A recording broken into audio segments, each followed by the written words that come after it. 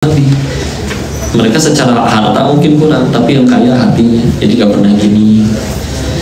Mereka itu orang-orang yang bahkan ada di tingkatan saya mendingan mati lapar daripada minta. Allah maha kaya kok, bismillah. Imam Ahmad bin Hanbal rahimahullah, beliau itu kita tahu keilmuannya dan berdakwahnya ikhlas lillahi ta'ala. Jadi ketika pengen berangkat haji, rebutan umatnya pengen ngasih bekal lah istilahnya. Karena ya beliau mengajar enggak, beliau harus ditarif dan apa segala macam. Maka terus akhirnya orang pengen ngasih ditolak sama beliau. Sehingga akhirnya waktu beliau di tanah haji untuk bertahan hidupnya, beliau jadi kuli panggul. Ada kabilah datang diangkuti baru nanti nerima upah. Karena nggak mau nerima sesuatu kalau aku tidak melakukan sesuatu untuk kamu. Ya. Emang waktu itu belum terkenal, emang nggak kenal itu beliau adalah Imam Ahmad bin Hanbal. Orang udah tahu nama besar Imam Ahmad atas ilmunya. Tapi kan dulu belum ada Google, Bu. Jadi belum nggak tahu fotonya yang mana. Ya. Dan beliau juga nggak pakai name tag, halo aku Imam Ahmad, enggak kayak gitu. Ya. Tapi segitunya, ya segitunya. Sehingga akhirnya orang-orang yang punya value kayak itu, kita sendiri kalau ada orang kayak gitu kan seneng, pengen dekat gitu. Pasti aman nih urusan sama dia, sepeser pun dia nggak akan ngambil. Maka yuk istilahnya kita nanti tingkatin dulu sesuatu yang bikin kita punya nilai lebih. Nanti itu mah efek samping dunia akan datang. Dan dijaga sesuatu baru jadi kebaikan itu apa tuh berkelimpahan dan mengalir terus kebaikannya, ya atau yang disebut dengan keberkahannya. Itu salah satu kuncinya, dijaga dulu, semuanya mesti halal. Ya, karena tidak mungkin kita dapat keberkahan kalau dengan cara yang Allah tidak suka. Ya. Jadi pengen supaya harta anak-anak ini jadi anak-anak yang baik, maka salah satu kewajiban orang tua adalah menjamin apapun yang masuk ke dalam mulut orang tuanya halal. Halal, bismillah. Karena dengan halal, kalau halal sedikit, nanti anak saya cuma makan nasi pakai telur, tapi itu halal, Allah berkahi. Bismillah, ada aja tuh anak yang soleh, pinter, cerdas, jadi orang hebat dari keluarga yang tidak mampu. Tapi dia tidak mampunya bukan karena nggak mampu jadi orang jahat, bukan. Aku kalau mau jahat bisa dapat uang banyak, tapi enggak, tetap dia dapat yang halal. Atau dibalik, saya izin kenal dengan seorang guru PAUD. Ibu tahu PAUD? Ya, pendidikan anak usia dini. Kita tahu ya, mohon maaf, gajinya sebulan 250.000 sebulan di Bogor. Dia yatim, nggak punya ayah, dan tinggal di rumahnya berenam. Dia, ibunya, sama adik kandungnya 4. Kira-kira cukup nggak 250.000 untuk 6 orang sebulan? Kalau bicara gaji nggak cukup. Tapi kalau mau dikenalin nanti saya kenalin, Bu, cukup. Ya, dia nggak mungkin tiap makan daging tiap hari, nggak mungkin. Kadang ngasih tempe doang. Lah gimana tapi buat kuliah, buat sekolah anak adik-adiknya yang 4 itu tadi? Oh ternyata dia adik-adiknya ngapalin Quran semua, jadi beasiswa semua. Cukup. Nggak bisa mewah-mewahan nggak, tapi cukup. Karena Indonesia tahu sendiri, untuk hidup tuh murah. Ya, ibu 10.000 masih bisa kenyang loh. Ibu kalau udah sering keluar negeri, ibu akan tahu bahwa bensin tetap paling murah di Indonesia. Segitu udah dioplos. Ya. Jadi untuk hidup tuh di Indonesia murah, masya Allah. Bismillah. Atau tapi kita lihat lingkungan yang dulu kokoh di Thailand. Mohon maaf ya, bandar-bandar judi di sana, mereka duit bukan masalah. Mereka sanggup bayar guru dan sekolah termahal untuk anaknya. Bahkan ada yang bela-belain bangun sekolah sendiri, belain beli tanah lagi dulu, bayar arsitek lagi dulu demi anaknya. Tapi kalau Allah udah nggak ridho sama sumber duitnya, gampang. Ada yang anaknya mati overdosis narkoba, ada yang anaknya LGBT. Mungkin dia lupa leluhur kita Adam dan Hawa, bukan Adam dan Asep.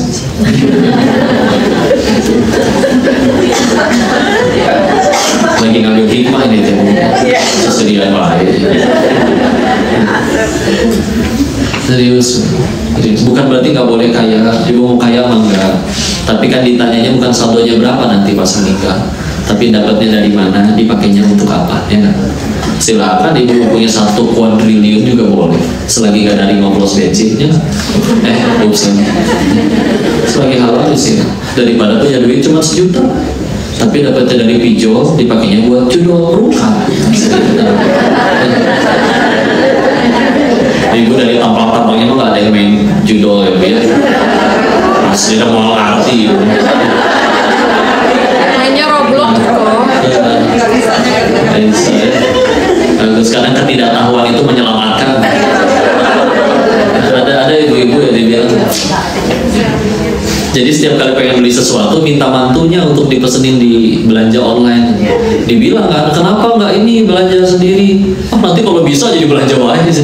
Ya juga. Jadi nyuruh. Kalau nyuruh kan seenggaknya begitu pas disuruh lagi nggak bisa jadi nggak jadi ya. Ya gitu lah ya. Tapi gitu ya istilahnya. Sukses kita udah lurusin dulu sama pandangannya, dan baru nanti dikejar keberkahan. Karena tadi sesuatu yang berkah itu pasti cukup, yang banyak itu belum tentu cukup. Makanya nyolong wae, kadang-kadang contoh ya, ada pedagang kaos kaki, Pak berapaan Pak? 10.000, modalnya berapa? 8.000. Ya Allah Pak, masa cuma ngambil untung 2.000? Tiba-tiba diledekin sama orang nyinyir, Pak kalau pengen kaya mah jangan jualan kaos kaki, mendingan Bapak jadi koruptor gitu. Dijawab si Bapak, enggak, dagangan saya sukses bukan ketika pas saya kaya, tapi ketika dagangan saya dipakai saudari saya sesama muslimah untuk menyempurnakan menutup aurat.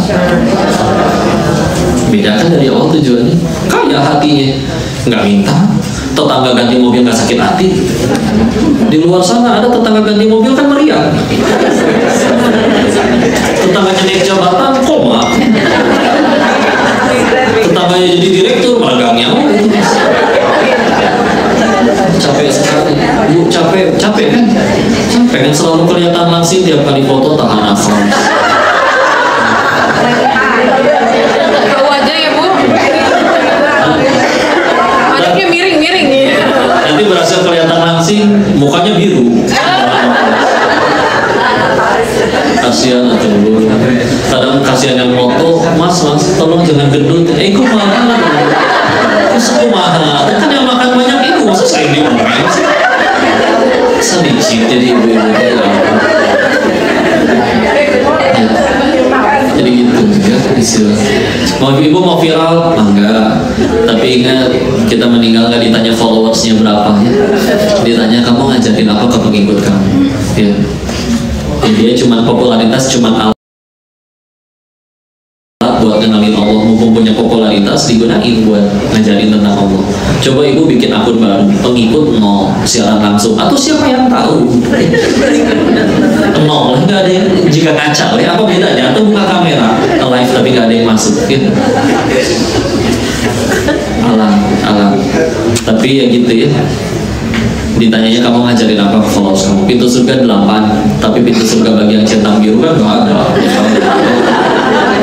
Orang aja tahu followers 100.000, udah komen 2, julid pasti langsung. Udah, surga kita nggak di mulut orang mah gitu, jigo. Udah tenang aja. Ibu pengen jadi penguasa silakan, tapi sama, kekuasaan juga cuma alat untuk negakin aturan Allah. Karena kadang 1000 fatwa ulama mengharamkan minuman keras. Apa minuman keras? Es batu. Bisa kalah sama satu tanda tangan pemimpin yang menghalalkan minuman halal itu. 1000 ulama udah kata, boleh nggak boleh, kalah tuh sama satu tanda tangan anggar dijual di situ. Aneh kan, jadi kayak orang adil giliran restorannya gede mewah, boleh jualan alkohol teh. Giliran yang di pinggir jalan cuma murah yang berapa belas ribu, yang abal-abal, yang dari alkohol dicampur segala macam, wah oplosan jadi lagu gitu nggak boleh ya gitu ya. Harusnya nggak boleh semua, udah selesai ya. Saya sama, kita pemimpin yang paling sukses bukan yang paling tinggi jabatan dan paling lama berkuasa, tapi yang membuat dirinya dan yang dipimpinnya tambah dekat kepada Allah. Dicari ya, ada tokoh namanya Umar bin Abdul Aziz. Ini salah satu tokoh pemimpin luar biasa dalam Islam yang sampai sekarang masih dibahas kebaikan-kebaikannya. Padahal mimpinnya berapa lama? 29 bulan, 2 tahun 5 bulan. Tapi kita membahas itu buku tentang 29 bulan kepemimpinan beliau, entah udah jadi berapa ribu buku itu menjelaskan terkait bagaimana memimpin. Salah satu ya contoh ya, di zaman beliau itu pernah zakat terkumpul. Zakat kan nggak boleh dikasih sembarangan ya. Ada 8/5 zakat atau ayat 60 ya, fakir, miskin, ghorimin, terus mu'alaf dan yang lain-lain. Suatu ketika akhirnya terkumpul dan dicari 8 asnaf itu nggak ketemu. Terus tanya dong ke pemimpinnya, terus ini berarti uang buat apa? Oh, cari orang yang mau berangkat haji terus gak punya biaya itu. Dicari semuanya nggak ada, semuanya punya biaya untuk berangkat dan nggak ada yang mental minta. Begitu ditanya, oh yaudah saya pura-pura nggak punya aja nanti dibayar, nggak ada yang kayak begitu. Ditanya lagi nggak ada. Amirul Mukminin, berarti ini duitnya kasih ke siapa? Cari orang yang pengen menikah nggak punya biaya, kita yang biayain. Makanya kalau ada yang jomblo hari gini mungkin cuma salah zaman aja kali ya. Kayak sih, dicari semuanya sanggup. Bagian zaman dulu gak ada yang mikirin, wah yang penting harus catering 1000 orang. Nggak ada gengsi-gengsian gitu. Ya, nggak ada. Terus akhirnya gimana? Ya sudah, kalau tidak ada, belikan beras, sebarkan di seluruh pegunungan. Agar apa? Agar semua orang tahu bahwa di negeri muslim ini jangankan manusia, seekor burung pun gak ada yang kelaparan. Segitu makmurnya. Ya. Dan nanti lihat cara beliau mimpin itu kayak gimana. Ya. Hidupnya sesederhana apa? Ya begitulah. Kaya tapi hatinya. Dan dengan kayak gitu wibawa. Pejabat mau apa, siapapun mau pengusaha mau sekaya apapun tahu nggak bisa disogok, ini orang nggak bisa dibeli. Karena walaupun misalkan ternyata untuk nyogok si orang ini misalkan 1 miliar, tetap dia nggak remeh. Oh berarti harga kepala dia cuma 1 miliar. Bagi orang yang punya 10 miliar binasa murah dia, berani diremehin. Tapi coba kalau nggak bisa dibeli, gimana ini ketemu kagok, bisa jadi ngumpet-ngumpet untuk maksiat yang nggak berani di depan dia. Ya, saya ngomong wae gantian. Lanjut kok. Terus sampai maghrib gitu. Jadi gantian mau pakai ngomong atau saya ngomong? Mau dengar ilmu dari Pak Ivan. Gantian. Gitu. Oke, Koko, Masya Allah, tadi dengerin tausiahnya Koko ya. Jadi ibu maksudnya manggut-manggutnya ibu ngantuk atau gimana bu? Enggak. Atau gimana bu? Enggak ya.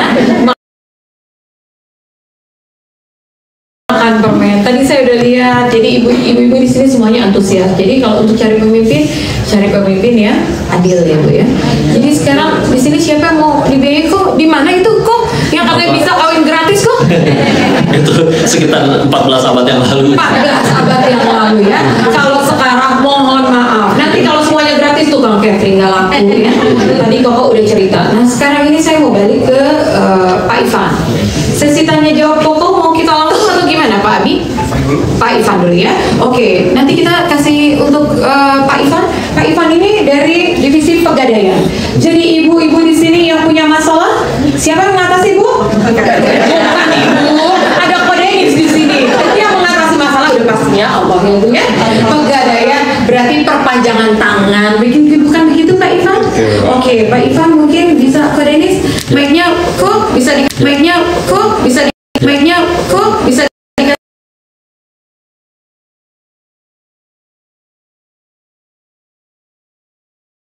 ke Pak Ivan, takut disuruh ngomong sedikit. Oh, pakai masanya aja kalau gitu Pak Ivan sedikit di nanti masuk kode ini. Oke, siap. Iya, nggak apa-apa ya. Oke, Pak Ivan lanjut aja Pak Ivan. Tambahin aja Pak, ini temploknya. Oh, siap. Nah, jadi yang bisa dapat ilmu juga. Baik, terima kasih. Adem ya Bu kalau dengar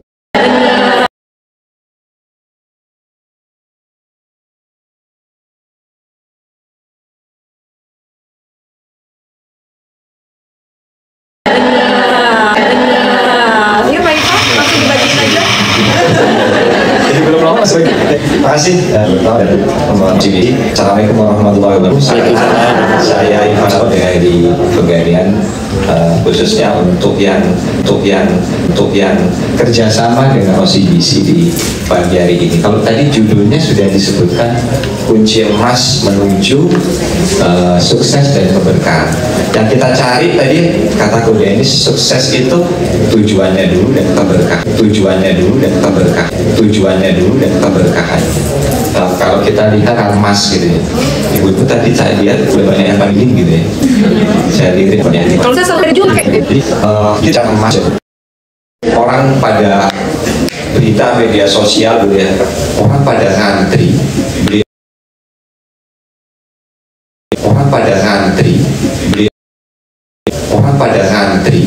beli emas sampai ada apa? Yang kemudian harganya juga nggak tambah murah gitu kan. Tadi saya sebutkan dari akhir tahun 1.300.000, sekarang sudah hampir 2.100.000. Bukan tambah murah, tapi tambah dicari. Gitu. Ada apa sebenarnya? Kalau Pak Dennis lebih paham ya daripada saya. Ada hadis yang menyebutkan emas ini adalah logam mulia. Kenapa disebut mulia? Allah pun sudah menakdirkan bahwa emas ini adalah sesuatu yang sampai dengan akhir zaman Allah pasti akan ukur. Contoh misalnya kalau kita punya emas sekian, kita punya nisab